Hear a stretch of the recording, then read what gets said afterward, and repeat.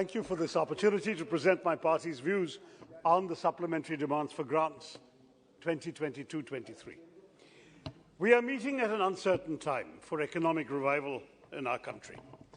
The economy has been laid low ever since demonetization and then shattered by the pandemic and the resultant lockdown.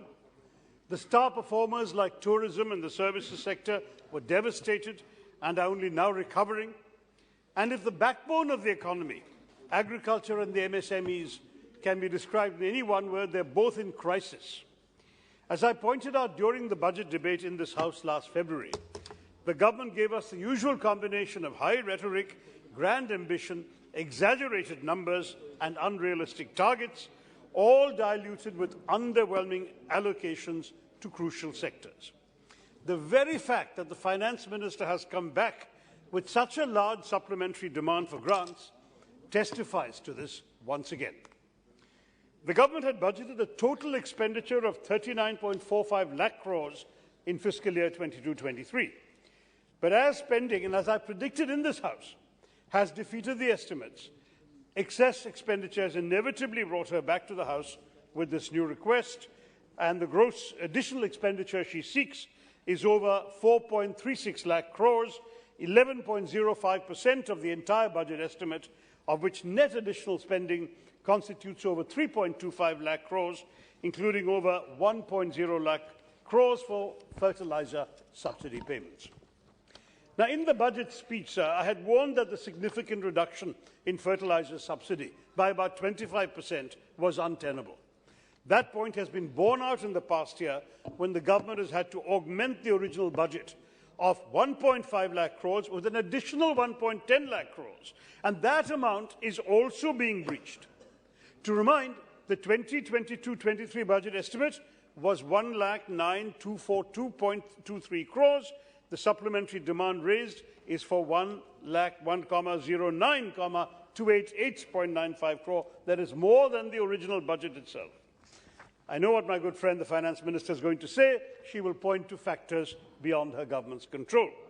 Now, while the increased cost of imports, including of raw materials, largely due to the Ukraine-Russia conflict, does explain a part of the adjustment, a more than 100% estimate in the budget estimate, a more than 100% increase in the budget estimate, does raise the question as to whether the government is finding it difficult to wrap its collective heads around the evolving situation and is capable of charting a robust future-looking vision. Between 2018-19 and 2020-21, India's fertiliser imports increased almost 8% to 20.33 million tonnes from 18.84 million tonnes. Of course, we can't control all the surprises that global geopolitics may throw up. But regardless, sir, it is indeed a matter of concern that we are becoming increasingly reliant on imports of fertilizers. The government cannot afford to sit tight when the circumstances are favourable and then put blame on external factors when unfavourable conditions arise. We need to be prepared, and it's a matter of concern that all the government's talk on Aatmanirbharta hasn't come to our help in this challenging time. To take one example, in March 2022, the government mandated the revival of 6 central PSU fertilizer units to augment domestic production of urea. What is the status of these plants? What is their production? What are we doing to improve self-reliance? No, we're continuing to import, and she has come back for more money. The Standing Committee on Chemicals and Fertilizers, which I have just had the pleasure of becoming chair of, but 2 years ago, under the chairmanship of my good friend Ms. Kanimuri, found that many fertilizer manufacturing facilities are not working at their maximum efficiency and are using highly outdated technology and systems. The government has to bear the cost of this inefficiency through higher subsidy. Capital expenditure was allocated only a measly 0.05 crores in the current budget, and there is no addition in the revised budget, no supplementary for that. So it's doubtful that the government is in fact putting in sufficient resources to focus on the improvement of our infrastructure and capacity. The ill effects of this situation, despite the government's claims of cushioning the impact on farmers, cannot simply be wished away. The government's price protection alleviates the effect of these increases excuse me, sir, only with regard to nitrogenous fertilizer, urea, but not on diammonium phosphate or DAP and muriate of potash, MOP, where subsidies are capped. But prices of these items have inflated due to global market trends, and as many as 5 farmer suicides in the Bundelkhand region have been reported just in the last year on account of fertilizer shortages. Now, nearly half of the DAP requirement is imported, mainly from West Asia, while the domestic MOP demand is met solely through imports also from Belarus, Canada, Jordan, and so on. Where is Aatmanirbharta here? There is none of it, sir. The rise in fertilizer prices, in effect, reduces the disposable income of farmers. This income has been declining under the Modi government, in any case, by 8.9% between 2013 and 2019, according to the NSO survey last year. Now, on the topic of farmers, an RTI response by the Agriculture Ministry stated that payments made to beneficiaries under the Prime Minister's much-touted Kisan Samman Nidhi, PM Kisan, have fallen by 67% in the 11th instalment disbursed in October 22. It's probably due to this that the supplementary demand for the Department of Agriculture is quite low, in just 4 lakhs. But what does this say of the government's commitment to farmers' welfare? This is a scheme which provides a minimal support of only 500 rupees a month, which isn't pegged to inflation, nor is it likely to cover the increasing input costs faced by farmers. But even so, the reduced coverage compounds the vulnerability of our Kisans. Respected Chairperson, on the subject of NREGA, Mahatma Gandhi National Rural Employment Guarantee Scheme, I am sorry to have to serve as Banco's ghost, regularly popping up in our Finance Minister's nightmares to remind her of her sins of omission. During the last debate on the Union budget, I had pointed out that it was a matter of national disgrace that this government had, during a period of record levels of unemployment and distress in our country's economy, particularly the rural economy, chosen to slash the funds for NREGA by nearly 25% or 1/4. With the original allocation of rupees 73,000 crores, it was a move that not only defied logic, but constituted a blatant disregard for the crisis that has engulfed rural India. And what was worse, the original allocation also needed to account for an estimated 20,000 crores in payments pending from the previous year, effectively leaving the scheme this year with a paltry 50,000 crores, whereas most experts have consistently argued that NREGA needs anywhere between 1.3 lakh to 3.4 lakh crores in order to meet burgeoning demand for jobs with the minimum guarantee of 100 days of employment. Don't forget, sir, our unemployment levels in our country today have broken all records. In 2021, we reached the highest figures ever since unemployment figures began to be recorded in the 1930s. That's how bad the situation is. Obviously, relief is required. It's no wonder that even the Ministry of Rural Development had recently sought an urgent infusion of at least 25,000 crores, which sadly does not go far enough to address the current situation and is akin to trying to extinguish a forest fire with a glass of water. As recently as May and June this year, over 30 million individuals had sought work under NREGA. 3 crore people had asked for jobs, sir, a demand that was last seen to such a degree in 2006, which is why the scheme was invented. As many experts have pointed out, the demand represents a 43% increase over pre-pandemic levels, a reflection of the grave challenges of widespread inflation and severe unemployment under which the rural economy is grappling with currently. Further, experts have also highlighted that across the country, pending wages to the staggering tune of 11,097 crores had accumulated as of June this year, sir. No wonder then that as recently as August this year, NREGA workers from over 15 states across the country sat in protest at Jantar Mantar, demanding urgent intervention from this government to address their critical concerns. Sadly, it appears that all their speeches, all their pleas have fallen on deaf ears. While the government may claim that the additional infusion from NREGA could offer some form of atonement for this catastrophic series of omissions, their budgeting of such a paltry infusion makes it clear that they have learned little from their historic disregard from the scheme.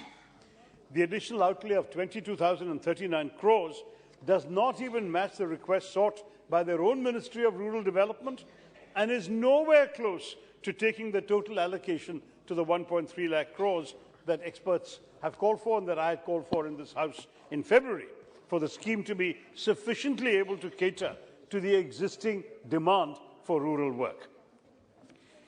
Respected Chairperson, it's clear that in their logic-defying allocation to NREGA, the government has effectively reduced the two key words of employment and guarantee to hollow, meaningless terms.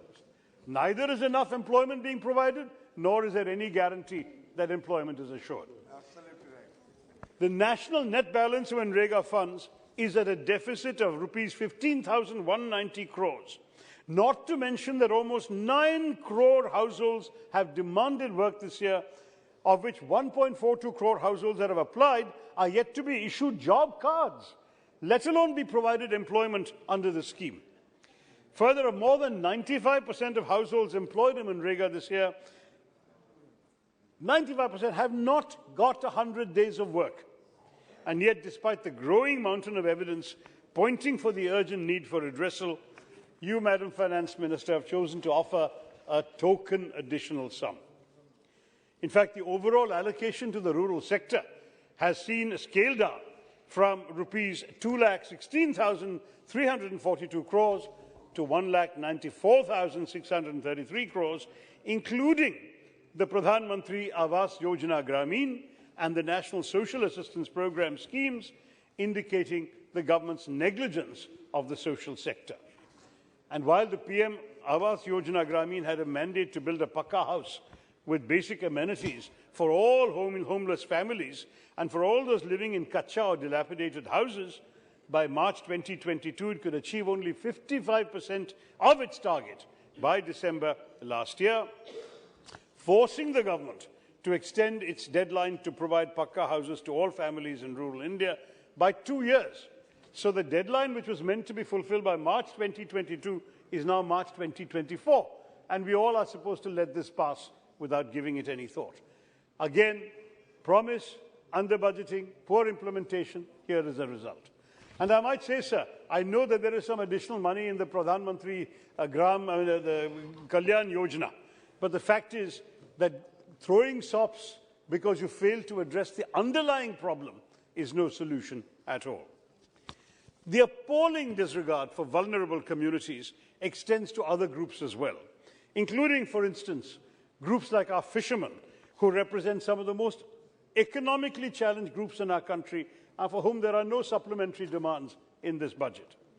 Fishermen in my constituency of Thiruvananthapuram have had to contend with the severe challenges like the devastation of Cyclone Okhi, the floods of 2018 and 19, and then the pandemic.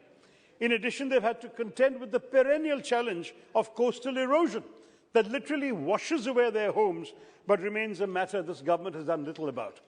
I've written to the Prime Minister, sir, and pointed out that if China had taken 2 inches of our land, we would all be up in arms saying that they have taken Mother India's territory. Here, the sea has taken away 64 kilometers of territory in my constituency, 64 square kilometers, and no one has bothered to find any money to address these problems. Homes have been toppling into the ocean, sir. Whether it was the budget presented this year or the supplementary demands for grants, it is most unfortunate to note that once again this government has neither looked into offering a special economic package for our coastal communities, as I've repeatedly called for on the floor of this House, nor are there any mitigation efforts by this government, either in terms of fiscal support or kerosene subsidies, which we know have been abolished, or funds for conversion of kerosene engines to diesel in that case, or even lower GST on nets and fishing equipment. None of that. The fishermen just don't matter to this government. I'm sorry to say that though our own Honourable Prime Minister has often reminded us that the strength of India lies in her villages and that there is a need to bridge the gulf between urban and rural India, it is abundantly clear that this government has no regard for rural India, no regard for the children of the sea, and is actively engaged in widening the chasm between these two Indias. Not just in its disregard for NREGA or our farmers, but through its consistent reduction in the allocation for rural development and social security schemes like the Pradhan Mantri Awas Yojana Rural, the National Rural Livelihood Mission and the Midday Scheme, and in the neglect of our hard-working fisherfolk. A similar narrative, Mr. Chairman, emerges from the government's disregard for the healthcare sector, which has been consistently underfunded and barely features in the supplementary demands for grants presented by the Finance Minister. As I pointed out earlier this year, despite the frailties in our medical infrastructure that were exposed by the pandemic, the health sector was originally allocated only 200 crore rupees more this year. Yet again, I must say that the overall decrease after factoring inflation was a long way off from the goal envisaged in the National Health Policy 2017, which had announced that they would spend 2.5% of GDP on health.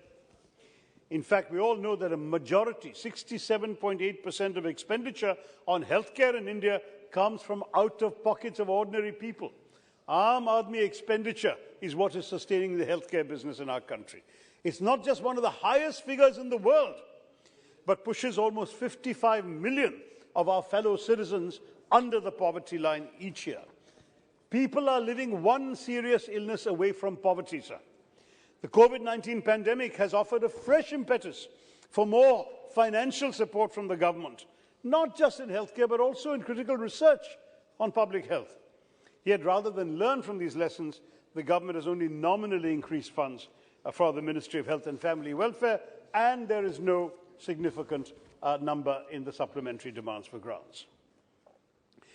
Now, we note that 22,000 crores are to be paid to the oil marketing companies for their losses on LPG cylinder sales. There are no supplementary allocations specifically for their losses on fuel. But I would like to draw the attention of this House to the troubling fact that government data shows that fuel prices are being kept unchanged for weeks and sometimes months before assembly elections, only to be changed soon after. Data from the Oil Ministry's Petroleum Planning and Analysis Cell shows that petrol and diesel prices have been controlled, that most of the control is exerted in the months leading up to an assembly election and are relaxed once the assembly elections are over. For example, an excellent article in the print today shows that prices were kept unchanged for 5 days before the assembly elections in Arunachal Pradesh, Andhra Pradesh and Sikkim in April 2019 and changed after. By the time the Bihar elections were held in November 2020, prices were kept unchanged for 51 days before the last date of polling and then began to be changed within 2 weeks after. Before the West Bengal elections in 2021, fuel prices were kept unchanged for 31 days before the last date of polling and were changed just 5 days after. Then, of course, the duration of unchanged fuel prices rose sharply because of oil prices in the international market. Before the 5 assembly elections in February-March of this year, UP, Goa, Manipur, Punjab, Uttarakhand, prices were kept unchanged for a whopping 4 months prior to the last day of polling. Notably, the revision of prices resumed just 2 weeks after the elections got over. And the recently concluded elections in Himachal and then Gujarat showed a similar trend. Fuel prices were kept unchanged for more than 8 months before the last day of voting in Gujarat, and it remains to be seen for how long these prices will remain unchanged now that the elections are over. I say this, sir, because while the Finance Minister will say that pricing decisions lie with the oil marketing companies, that is unlikely to be the case, since it's clear that it is the oil marketing companies that have to bear the brunt of having to buy expensive oil and sell fuel at cheaper prices to suit the government's political convenience. This will ultimately pose a cost to us, the taxpayers, either in terms of any bailouts the government has to transfer to these companies to cover their losses, or to all of us as consumers, because even with world oil prices reducing as they now or in the future, fuel prices in India will be kept high so these companies can recover their losses. Otherwise, yet another supplementary demand for grants will be needed, Mr. Chairman. Now, let me try and pull all this together. During my intervention at the time of the debate on the Union budget in February, I pointed out that we'd have to look at the macroeconomic figures presented by the Finance Minister with healthy skepticism. And in many ways, the supplementary demands for grants we've got confirm this suspicion. For instance, the additional demands confirm that it's unlikely that the government will be able to stick to its claim of a 9.5% fiscal deficit target, which itself, of course, represented a 6% rise from last year's target. The current cash outgo of 2,99,000, basically 3 lakh crores, clearly shows that the government will be unable to stick to its own intentions of capping the fiscal deficit at 6.8% of GDP. Now, while we in the opposition can understand the critical need for government spending as a result of the pandemic, and we ourselves have been calling for some government spending the government has not been willing to do, like NREGA, we urge the government to stop presenting unrealistic targets before the House and offer more transparent numbers before this country. Take, for instance, the disinvestment targets. The previous fiscal targets relied all too much on the unrealistic assumption that the government would receive 1.7 lakh crores in disinvestment receipts. But we all know this government has failed to meet their disinvestment target in 4 out of 6 years since 2014. In the rare instances where they've managed to do so, it has only been made possible by the comical situation where one PSU has bought shares from another PSU. That track record extends to this year as well. At the end of October, the government has only managed to raise 9,333 crores, according to data from the Controller General of Accounts. Moreover, while a lot was said about the sale of the national carrier Air India to the Tata Group, a significant component of these demands for grants involves a 62,057 crore allocation for the Air India Asset Holding Company Limited, which carries the burden of the majority of the debt that the carrier was under. As part of the sale, the government has remained liable for nearly 46,000 crores, a debt that has been unfairly passed on to the taxpayers. I've been listening to the late Jaitleyji's and now Madam Sitharaman's budgets attentively since 2014, Mr. Chairperson. Every single year, he and she have announced fiscal deficit targets, and every single year they have failed to meet them. You have mentioned privatization targets and failed to meet them. You projected improvements in the tax to GDP ratio, and you failed to meet those. You promised Achhe Din, and now you've moved the goalposts some 25 years into the future, when none of you will be around to be accountable for that either. I'll wrap up in a minute, Mr. Speaker. I'm sorry to say that the underlying vision that this government has presented, first through the Union Budget 22-23, and now in these supplementary demands for grants, is a story of failure. A fondness for grand announcements, followed by consistently inadequate implementation. A talent for developing flashy slogans like Achhe Din, New India, Make in India, and Amrit Kal, none of which any of us have ever seen or seem likely to see. Thus, while destroying the foundations of all that was good and noble about the old India, and in so doing leaving the Indian middle class, the Aam Aadmi, the farmers, the fisherfolk, the poor and the marginalized to face today's Andhkal on their own. We will not oppose these supplementary demands for grants, Mr. Chairman, because the nation needs them and more. But we deplore the needless rigmarole behind the process that has brought us to this point. The unrealistic budgeting, inflated promises, and unreliable assumptions that oblige our finance minister to come back to the House time and again with such revisions. I really hope that when she returns to the House in February with next year's budget, she avoids making the same mistakes over and over again, and that we have seen again this time repeatedly every year, and she gives us a budget that her government can actually work within. Thank you very much, Mr. Chairman. Sri Nisikant Dubai.